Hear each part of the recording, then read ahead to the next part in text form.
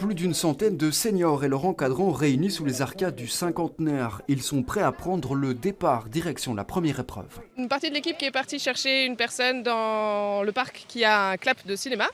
Et nous, en attendant, on a essayé de résoudre l'énigme, la deuxième énigme. En plus de l'aspect compétitif et réflexion, cette activité permet aux résidents de sortir, de se promener et d'échanger. Qu'est-ce que ça vous apporte?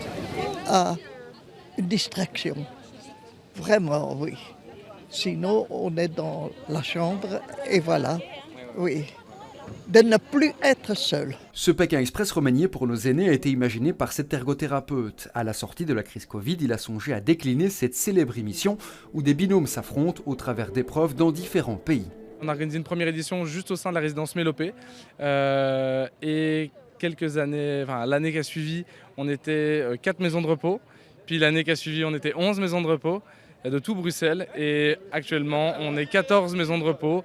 5 de Wallonie, 6 de Bruxelles et 3 de Flandre. Les seniors sont amenés à circuler vers et depuis plusieurs endroits stratégiques de Bruxelles pour résoudre les énigmes qui se présentent à eux.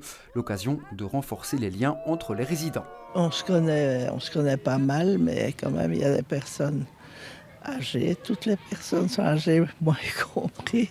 Mais bon, ça, on s'entend bien. À chaque équipe, son propre thème, tous liés à l'art belge. Ici, les célèbres Gaulois, Astérix et Obélix. On essaye de mêler nos résidents aussi à la création des costumes.